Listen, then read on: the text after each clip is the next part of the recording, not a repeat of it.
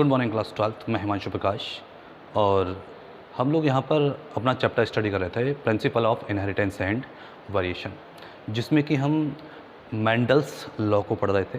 History को हमने देख लिया था कि किस तरह से हमारी मेंडल्स तक कहानी पहुँची, मेंडल्स ने कैसे उसको डिस्कवर किया। उससे पहले यानी कि मेंडल से पहले किन किन लोगों ने कोशिश की हेरिडिटी को बताने की, ट्रांसफ़र ऑफ जीन्स या ट्रांसफ़र ऑफ फैक्टर्स को बताने की बहुत से साइंटिस्ट ने ट्राई किया, लेकिन वो उस चीज़ को एक्यूरेट नहीं बता पाए। एट लास्ट मेंडल ने अपने लॉ दिए, क्योंकि वो मैथमेटिशियन, फिजिशियंस, स्टैटिक्स के अच्छे नोन थे, उनको अच्छी चीज़ें आती थी स्टैटिक्स में या उनकी मैथ अच्छी थी, तो उन्होंने एक डाटा बनाया, यानी कि प्लांट्स का जब क्रॉस कराया तो उससे एक डाटा प्रिपेयर किया, जिससे हमको एक एक्यूरेट चीज़ मिली कि हाँ, ट्रांसफ़र ऑफ फैक्टर्स इस तरीके से होते हैं। ठीक। अब मेंडल ने अपने 3 लॉ दिए बताने के लिए। नंबर 1 लॉ ऑफ डोमिनेंस, जिसकी हम बात कर चुके हैं। नंबर 2 लॉ ऑफ सेग्रीगेशन, जिसकी बात भी हम कर चुके हैं। And 3rd law of independent assortment. ठीक है, 3 लॉ दिए थे, law of dominance, law of segregation and law of independent assortment. Law of dominance में हमने क्या देखा था कि जो डोमिनेंट है, मतलब जो ज़्यादा खुद को शो करता है, वो डोमिनेंट कहलाया। अगर ग्रीन और येलो मटर मैंने पी ली हुई है, मैंने कहा एक मैंने येलो पॉड ली, एक मैंने ग्रीन पॉड ली, उसमें मैंने येलो पॉड को बोला डोमिनेंट, क्योंकि अगर मैं F1 जनरेशन में प्लांट देखता हूँ तो वो येलो पॉड वाले होते हैं। इसी तरह मैंने एक टॉल प्लांट लिया, एक ड्वार्फ प्लांट लिया, उसको क्रॉस कराया, तो फर्स्ट जनरेशन में टॉल प्लांट होकर आता है, ड्वार्फ प्लांट के करेक्टर सारे छुप जाते हैं। हमको ड्वार्फ प्लांट फर्स्ट जनरेशन में मिलता ही नहीं, जबकि सेकंड जनरेशन में हमको 3 टॉल और एक ड्वार्फ प्लांट मिला था। ये मेंडल ने देखा था अपने एक्सपेरिमेंट में कि कैसे F1 जनरेशन उन्होंने एक टी प्लांट लिया, कैपिटल टी, एक स्मॉल टी प्लांट लिया। कैपिटल टी इसलिए लिया क्योंकि डोमिनेंट करेक्टर की बात कर रहे थे वो, उन्होंने उस डोमिनेंट करेक्टर को लिखा कैपिटल टी, और स्मॉल टी यानी वो ड्वार्फ प्लांट की बात कर रहे थे, छोटे की बात कर रहे थे। क्रॉस कराया, F1 जनरेशन में स्मॉल टी और कैपिटल टी मिल गया, जिसको इन्होंने देखा कि वो प्लांट फिनोटिपिकली टॉल था। फिनोटिपिकली मतलब हम जान चुके हैं कि अगर किसी की मॉर्फोलॉजी से हमको वो जैसा दिख रहा है, जैसे मैं कहूँ भाई मेरे पास मान लो ये माइक है, ये ब्लैक कलर का दिख रहा है, मतलब ये क्या है, ये इसका फिनोटाइप है। अगर मैंने शर्ट जो पहनी हुई है वो किस कलर की है, वो जिस कलर की, वो कलर उसका फिनोटाइप है। हम उसके इंटरनल स्ट्रक्चर की बात नहीं कर रहे, हम सिर्फ उसके मॉर्फोलॉजी की बात कर रहे हैं। उसको मैंने बोला फिनोटिपिक करेक्टर। जैसे मैंने कहा कैपिटल टी टॉल जब मैंने वर्ड बोला मतलब लंबा, यानी कि वो फिनोटाइप की बात कर रहा हूँ मैं। अगर मैं कहूँ लेटर्स की बात, मैंने कहा टी और टी, लेटर्स हैं टी और कैपिटल टी। अब मैं बात कर रहा हूँ उसके जीनोटाइप, यानी 2 टर्म है हमारे पास, एक फिनोटाइप और दूसरा जीनोटाइप। जब मैं जीन्स की बात करूँ, इंटरनल बात करूँ, मैं जब मॉर्फोलॉजी की बात करूँ, मैं जब रंग फिजिकल स्ट्रक्चर की बात करूँ, उसको मैंने कहा फिनोटाइप, और जब मैं इंटरनल बात कर रहा हूँ मैंने कहा जीनोटाइप। ठीक है, अब तो हम लोग सब जानते हैं कि जीन्स होते हैं, क्रोमोसोम्स होते हैं। उस टाइम पर ये नोन नहीं था मेंडल को, तो उन्होंने इसको बोला फैक्टर, कि कोई फैक्टर है जो इसको टॉल बना रहा है। क्या, कोई फैक्टर है जो इसको टॉल बना रहा है, कोई फैक्टर है जो इसको ड्वार्फ बना रहा है। स्मॉल टी वो फैक्टर है जो उसको ड्वार्फ बना रहा है, जिसको ही बाद में कहा गया एलील्स। ठीक है, यानी उन्होंने पहला अपना लॉ दिया, लॉ ऑफ डोमिनेंस की बात की गई, प्रभाव की बात की गई, अपीयरेंस की बात की गई। फिर बोला लॉ ऑफ सेग्रीगेशन, यानी जब अब उसी टॉल वाले प्लांट पर डोमिनेंस को ही जब आगे कराया गया, उन्होंने कहा कैपिटल टी को क्रॉस कराया, उससे F1 जनरेशन में सारे टॉल प्लांट मिले, लेकिन F2 जनरेशन में सारे टॉल प्लांट क्यों नहीं मिले?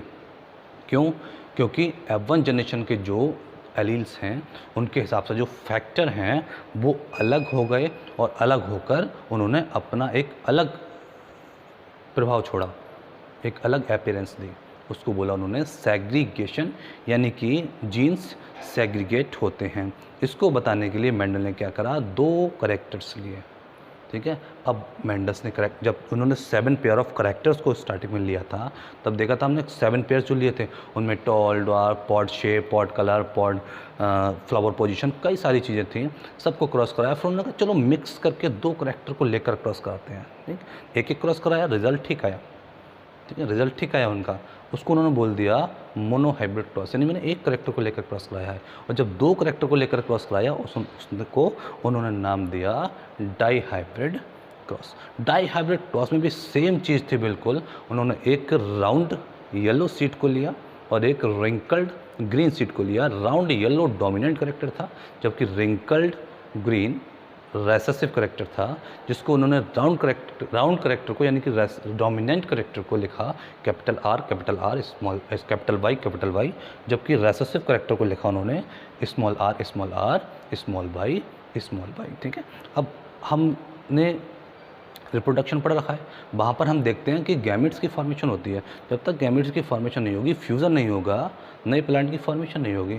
क्योंकि हम यहाँ वेजिटेटिव की बात नहीं कर रहे हैं, हम तो यहाँ पर सेक्सुअल रिप्रोडक्शन की बात कर रहे हैं, प्लांट में जो गैमेट्स के थ्रू रिप्रोडक्शन हो रहा है। तो R Y capital I small Y में अगर आप गैमेट्स देखो, मैं कहूँ ये R Y capital I small Y एक प्लांट है, इसके पास 2 पेयर ऑफ क्रोमोसोम्स हैं, एक आर और एक वाई। अगर मैं कहूँ इससे गैमीट बनने हैं, तो इससे गैमीट कौन से बनेंगे? तो क्या होगा भाई, गैमीट्स बनते हैं तो एक क्रोमोसोम चला जाता है, एक क्रोमोसोम दूसरे सेल में जाता है, यानी क्रोमोसोम सेपरेट हो जाते हैं। तो कैपिटल आर में से आर सेपरेट हो गया, कैपिटल वाई में से वाई सेपरेट हो गया, और गैमीट बन गया हमारा कैपिटल वाई। इसी तरह से हमारे 4 गैमीट बनेंगे, capital R small R capital Y, small Y. Same plant हमने दूसरा लिया हुआ है, वहाँ पर भी गैमेट बनेंगे 4, क्या? ठीक है, आर वाई, यानी कि फर्स्ट जनरेशन में जो हमको प्लांट मिलेगा वो सिर्फ मिलेगा कैपिटल वाई स्मॉल वाई। इन 2 टाइप के गैमेट से मिक्स करके बन जाएगा capital R capital Y small Y. ठीक, इसके साथ साथ एक चीज़ और, ये सारा रिवीजन है हमारा, एक चीज़ और आई थी हमारी पुन्नेट स्क्वायर। जब हम इनको भरते हैं उनका कितने बॉक्स बनेंगे, कितने टाइप के प्लांट्स बनेंगे, तो इसमें कहा था मैंने अगर मोनोहाइब्रिड क्रॉस है तो 4 टाइप के प्लांट्स, डाईहाइब्रिड क्रॉस है तो 6 टाइप के प्लांट, ट्राईहाइब्रिड क्रॉस है अब क्या होगा, टेट्राहाइब्रिड क्रॉस है अब क्या होगा। उसके लिए फार्मूलेज हैं जिनकी बात हम आगे करेंगे शॉर्ट टर्म। अगर हमको MCQs लगाने हैं तो फार्मूलों को भी पढ़ना पड़ेगा। ठीक है, तो डाईहाइब्रिड क्रॉस यहाँ तक मैंने करा दिया था, मेंडल के डाईहाइब्रिड क्रॉस तक हम बात कर चुके हैं। ठीक है, आज बात करते हैं कुछ फार्मूलेज की कि किस तरह से हमारे, या MCQs की, कि अब इन टॉपिक से MCQs कैसे बनेंगे हमारे। जैसे मैं एक क्वेश्चन पूछूं, मैंने कहा who was name the first scientist that perform the hybridization experiment on tobacco plants. सोचो, अब कहानी याद करो, जब मैंने बताई थी कहानी बताई थी तब मैंने बताया था एक हमारे कोलिटर नाम के साइंटिस्ट थे, कोलिटर जर्मनी के, जिन्होंने सबसे पहले मेंडल से भी पहले टोबैको प्लांट पर हाइब्रिडेशन के एक्सपेरिमेंट करके देखे थे। MCQ क्वेश्चन हो गया यहाँ से हमारा हिस्ट्री से। ठीक है, इसके अलावा मैं कहूँ भाई ऐसे कौन से प्लांट साइंटिस्ट हैं जिन्होंने मेंडल से पहले गार्डन पी पर हाइब्रिडेशन के एक्सपेरिमेंट करे थे। क्या मेंडल से पहले भी किसी ने हाइब्रिडेशन एक्सपेरिमेंट किया? तो हाँ, मेंडल से पहले नाइट एंड गॉस 2 साइंटिस्ट थे जिन्होंने गार्डन पी पर ही अपने एक्सपेरिमेंट किए थे, लेकिन वो उसको पब्लिश नहीं कर पाए थे। ठीक है, इसके अलावा मैं कहूँ मेंडल ने क्या गार्डन पी के अलावा किसी प्लांट पर एक्सपेरिमेंट किए? हाँ, वो भी किए। मेंडल ने भाई हिरार्चियम प्लांट नाम के प्लांट पर गार्डन पी से पहले एक्सपेरिमेंट किए, जिसमें वो फेल हो गए। क्यों? क्योंकि हिरार्चियम के प्लांट में वैरायटी ऑफ करेक्टर्स होते हैं, जबकि गार्डन पी में वैरायटी ऑफ करेक्टर नहीं होते। वहाँ पर हिरार्चियम प्लांट में एक जीन कई सारे करेक्टर को कैरी करता है, तो वहाँ वो फेल हो गए। ठीक है, इसके अलावा मैं कहूँ क्या मोनोहाइब्रिड क्रॉस में हमको होमोजाइगस और हेट्रोजाइगस प्लांट कितने मिलते हैं, कितने रेशो मिलते हैं? F2 जनरेशन में अगर मोनोहाइब्रिड क्रॉस की बात करूं तो वहाँ पर कैसे होमोजाइगस और हेट्रोजाइगस प्लांट का रेशियो क्या होता है? तो देखो लगा के, होमोजाइगस कैपिटल टी आया था और स्मॉल टी आया था। और heterozygous capital T small T 2 plant आए थे और 2 ही प्लांट आए थे, कैपिटल टी वाला एक स्मॉल टी वाला 2, स्मॉल टी, यानी कि 1:1। ये सब MCQs हैं, यहाँ से MCQs बनेंगे कि मोनो हाइब्रिड का रेशियो क्या है। जैसे मैं कहूँ, मैंने एक प्लांट लिया, हमने कहा आर कैपिटल वाई, इस प्लांट को मैं होमोजाइगस बोलूँगा या हेट्रोजाइगस बोलूँगा? तो सारे बच्चे कहेंगे हाँ सर इसको होमोजाइगस बोले। क्यों? क्योंकि चारों लेटर्स सेम हैं। अब मैंने देखा कैपिटल आर कैपिटल वाई, इस capital R capital Y small Y, इसको मैं क्या बोलूँगा? इसको बोलूँगा सिंगल हेट्रोजाइगस प्लांट। इसमें कैपिटल आर तो होमोजाइगस है, लेकिन capital Y small Y heterozygous है। ठीक है, तो उसको मैं सिंगल हेट्रोजाइगस बोलूँगा। मैंने लिखा capital R capital Y small Y, इसको मैं कैसा प्लांट बोलूँगा? इसको मैं डबल हेट्रोजाइगस प्लांट बोलूँगा। ठीक है, ये भी क्वेश्चन आपके एग्जाम में पूछा सकता है। ठीक है, लॉ ऑफ सेग्रीगेशन को हम डिफाइन कैसे करेंगे? तो हम बोलेंगे 2 alleles for each trait separate during gamete formation, यानी 2 एलील्स हर प्लांट में गैमीट फॉर्मेशन के समय सेपरेट होते हैं and then unite at random, और फिर बाद में मिल जाते हैं। 1 from each parent at fertilization, और फर्टिलाइजेशन के बाद हर गैमीट 2 मिलकर एक पेरेंट बनाता है। इसको बोला लॉ ऑफ सेग्रीगेशन की डेफिनेशन है। ठीक है, एक टर्म होता है और आता है हमारे पास हाइब्रिड विगर। MCQ का क्वेश्चन है सारा कि हाइब्रिड विगर क्या होते हैं।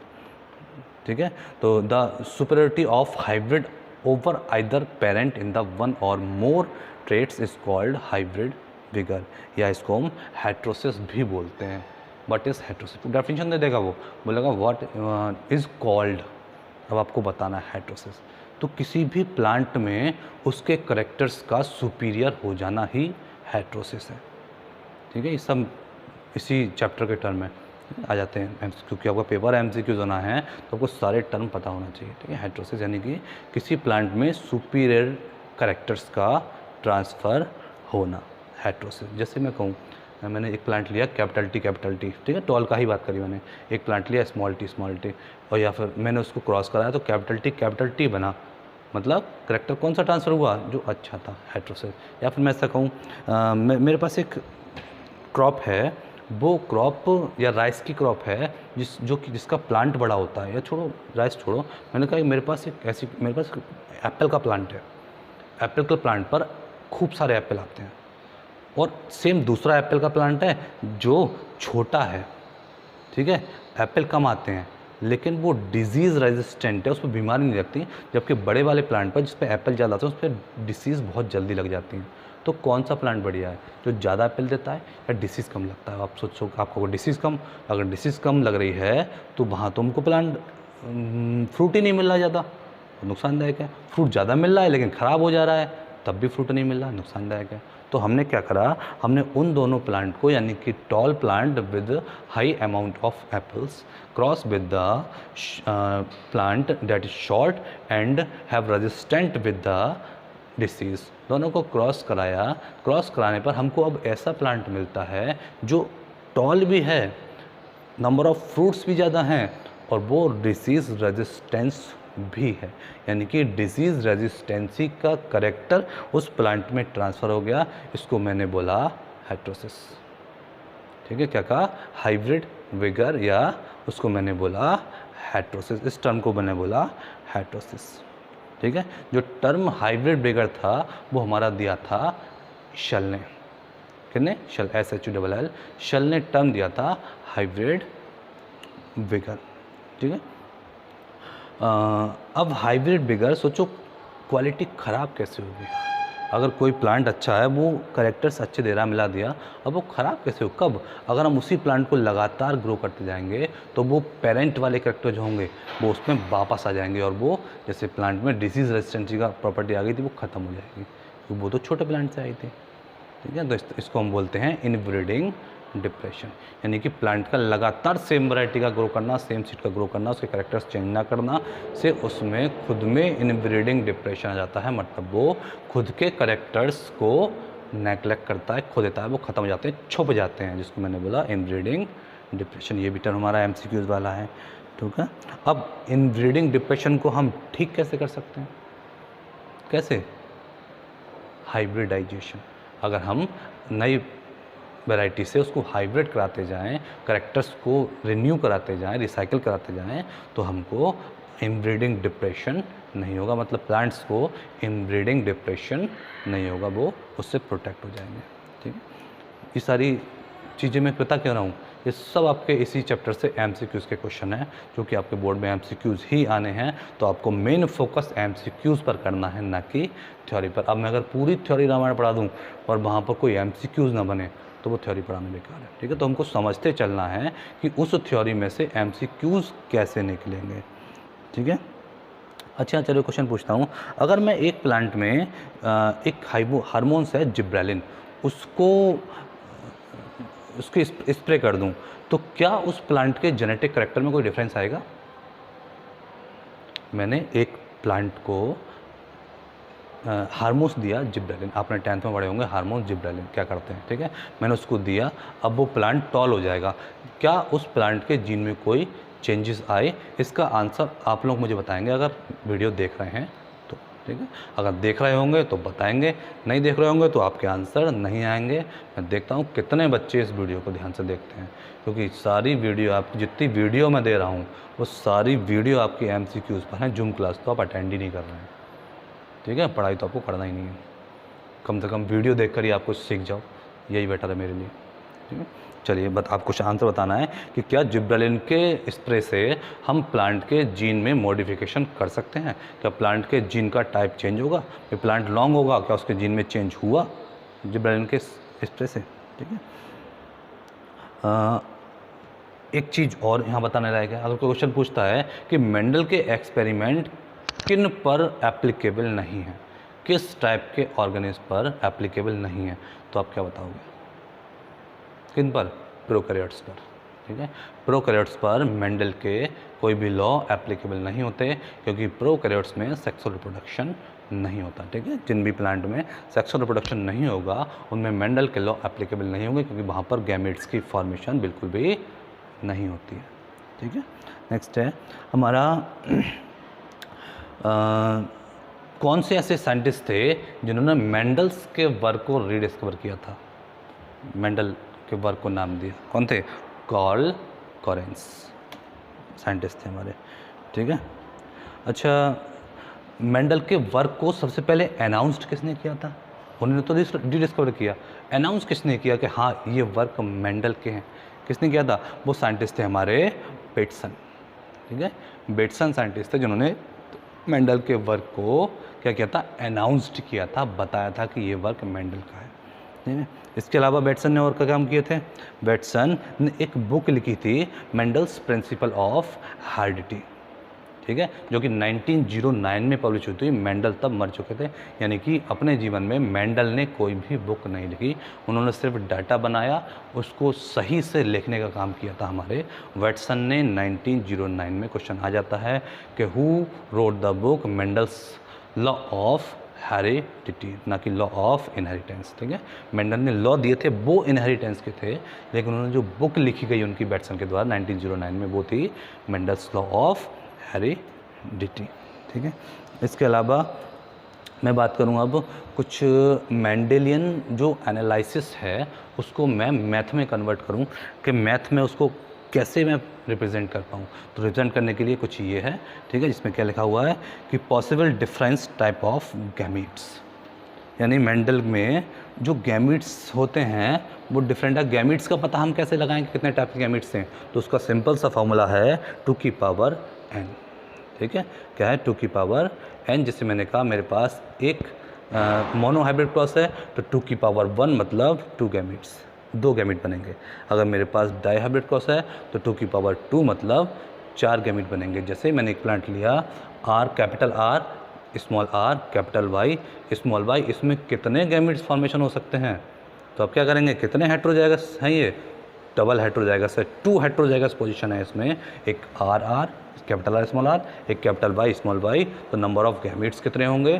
4, 2 की पावर n। शॉर्ट फार्मूला, अगर क्वेश्चन एमसीक्यू में पूछता है तो उसको आप 1 सेकंड में सॉल्व कर सकते हो। ठीक है। प्लांट के सिर्फ हेट्रोजाइगस पोजीशन देखकर आप उसको सॉल्व कर सकते हो। मैंने एक लिख दिया A B B C C, capital A capital B capital C, बताओ कितने टाइप के गैमेट फॉर्मेशन इसमें हो सकते हैं। तो कितने हेट्रोजाइगस पोजीशन है इसमें, एक भी नहीं। होमोजाइगस है, मतलब 2 की पावर 1 केवल एक ही गैमेट की फॉर्मेशन होगी इससे, ए बी सी। ठीक है। इस तरह और भी कई सारे एग्जांपल्स आ सकते हैं, जैसे मैंने कहा कैपिटल ए कैपिटल बी और स्मॉल कैपिटल सी, कितने गैमेट्स फॉर्मेशन होंगे, तो कितनी हेट्रोजाइगस पोजीशन है, 2, यानी कि 2 2 4। ठीक है। गैमेट्स की फॉर्मेशन हम इस तरह से शॉर्ट में निकाल सकते हैं। अच्छा, possible difference genotypes of progeny में जीनोटाइप्स कितने टाइप कर सकते हैं, इसको हम कैसे निकालेंगे, इसको निकालने का फॉर्मूला है हमारा 3 की पावर n, जीनोटाइप निकालने का फॉर्मूला। ठीक है। जैसे मैं कहूँ मोनोहाइब्रिड क्रॉस में कितने होंगे, 3 की पावर 1, 3:1। ठीक है। फिर कितने होंगे जीनोटाइप, 3। ठीक है। इस तरह से मैं 9331 रेशियो हमारा आया था। ठीक है। इन सबको निकाल सकते हैं। Frequency of least common genotype, सबसे कम जीनोटाइप कहाँ पर होंगे, इसका फॉर्मूला है 1/4 की पावर n। ठीक है। Possible different phenotype of progeny 2 की power n, different genotype of progeny 3 की पावर n। इन सारे फॉर्मूले को अप्लाई करके आप मेंडल्स के मैथमेटिक्स को सॉल्व कर सकते हैं। ठीक है। मेंडल के अगर मैथमेटिक्स सॉल्व करना है, सिंपल वे में आंसर लाना है, तो इन फॉर्मूलेस को यूज़ कर सकते हैं। नोट डाउन कर लीजिए इन फॉर्मूले को, ताकि आप इनको यूज़ कर पाएँ। ठीक है। फिनोटाइप रेशियो, फिनोटाइपिक रेशियो कैसे निकालेंगे हम, तो 3:1 की पावर n। ठीक है। n is the monohybrid, dihybrid and trihybrid cross के टाइप हैं।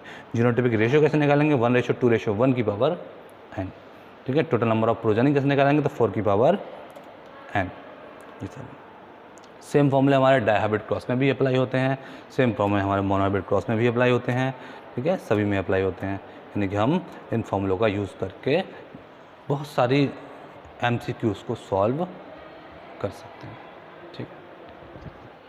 इसके बाद एक क्वेश्चन आता है दिमाग में कि जब मेंडल ने रेड फ्लावर को क्रॉस कराया, या फिर हम जब रेड फ्लावर को क्रॉस कराते हैं RR कैपिटल R और स्मॉल r, तो उससे जो प्लांट बनता है वो हमेशा रेड क्यों नहीं होता। क्वेश्चन आता है दिमाग में कि मैं अगर रेड और वाइट फ्लावर को क्रॉस कराऊं तो वो हमेशा रेड क्यों नहीं होता, वो पिंक कैसे हो जाता है।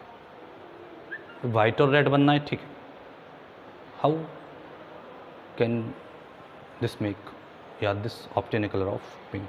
पिंक कलर कहाँ से आया, पिंक तो डोमिनेंट करेक्टर था ही नहीं ना, जीन में कहीं पिंक था, फिर पिंक कैसे आया।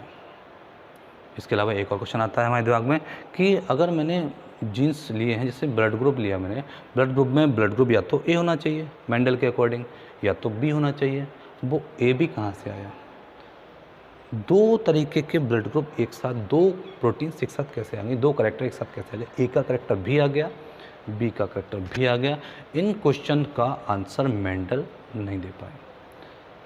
जब उनसे पूछा, जब उस बाद में देखा गया कि ये ऐसा क्यों आ रहा है, लॉ ऑफ डोमिनेंस ठीक है, लॉ ऑफ सेग्रीगेशन ठीक है, लॉ ऑफ इंडिपेंडेंट असॉर्टमेंट भी ठीक है, लेकिन ये law of segregation, law of dominant pink flower पे काम क्यों नहीं करता, law of independent assortment blood group पे काम क्यों नहीं करता।